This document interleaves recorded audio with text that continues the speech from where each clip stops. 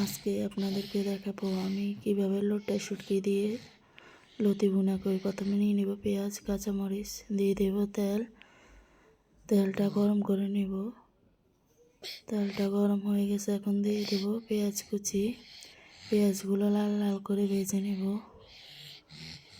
পেঁয়াজগুলো লাল লাল করে ভেজে নেওয়া হয়ে গেছে, এখন দিয়ে দেব আদা বাটা, রসুন বাটা দিয়ে মিশিয়ে নেব।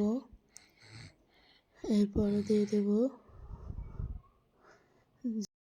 দিয়ে দেব একটু পানি দেওয়ার পরে বাকি সব মশলা দিয়ে দেব।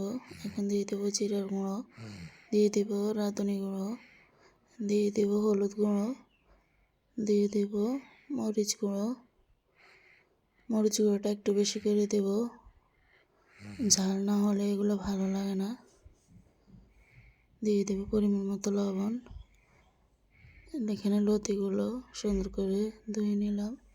দিয়ে দেব এখন শুটকিগুলো ভালো করে কষিয়ে নেব। দিয়ে দেব সাথে কাঁচামরিচ। এখন শুটকিগুলো কষানো প্রায় হয়ে গেছে। এখন দিয়ে দেব এখানে লতিগুলো দিয়ে ভালোভাবে মিশিয়ে নেব। ভালোভাবে মেশানোর পরে এগুলো ভালোভাবে কষিয়ে নেব।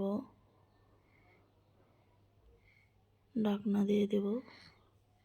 এখন ভালোভাবে কষানো প্রায় হয়ে গেছে। এখন এখানে দিয়ে দেব সিদ্ধ হওয়ার জন্য পরিমাণ মতো পানি।